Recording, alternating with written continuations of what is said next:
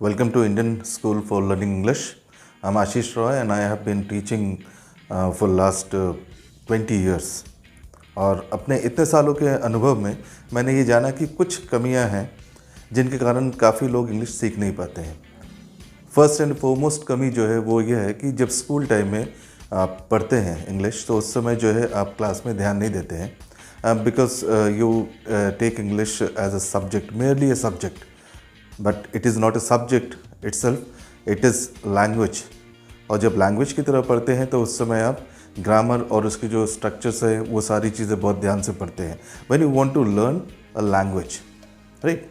Secondly ये होता है कि हिंदी मीडियम के बहुत सारे स्टूडेंट्स होते हैं। हिंदी मीडियम के जो स्टूडेंट्स होते हैं वो इंग्लिश के बहुत सारे कॉन्सेप्ट समझ नहीं पाते हैं बिकॉज कई बार जो है वो थ्रू आउट इंग्लिश टीचर पढ़ाते हैं तो उनको वो समझ में आता नहीं है, और बुक्स के थ्रू जब जाते हैं तो बुक्स में भी उनको बहुत कुछ समझ में नहीं आता है।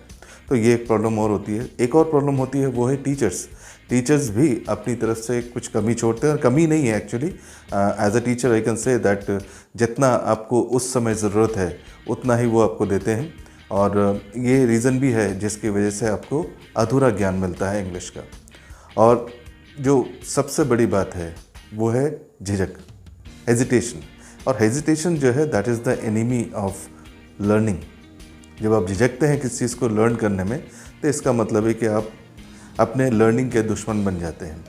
आप हो सकते हैं एक टीचर हों, आप हो सकता है हाउस वाइफ हो सकता है कि आप हायर स्टडीज़ कर रहे हैं, स्कूल टाइम में आपने ठीक से पढ़ा नहीं या आपको ठीक से ज्ञान नहीं मिला, लेकिन अब जो है आपको फिर से जब इंग्लिश पढ़ने की इच्छा हो रही है, लेकिन आप किसी को बोल नहीं सकते कि मुझे इंग्लिश पढ़ना है बिकॉज आप इंग्लिश मीडियम से पढ़ कर आए हैं।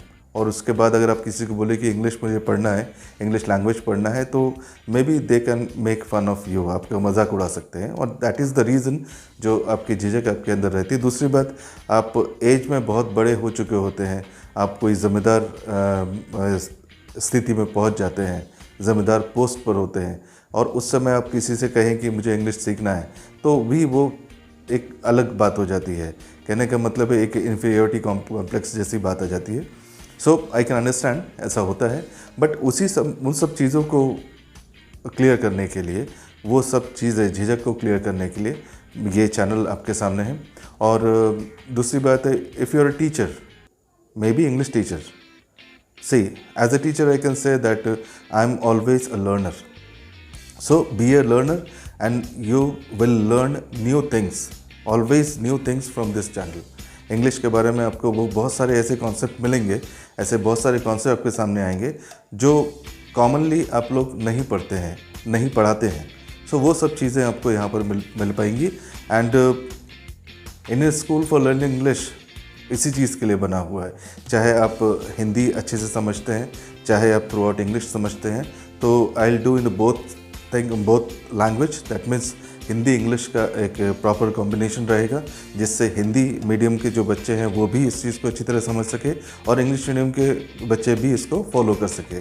बच्चे स्टूडेंट्स भी हैं, और दूसरी बात है कि जो प्रोफेशनल्स हैं वो भी अगर इंग्लिश सीखना चाहते हैं तो वो यहाँ से सीख सकते हैं। So let's start. हम लोग स्टार्ट करेंगे just from the ABC and will go up to advance learning of English. और इस चीज़ को जानने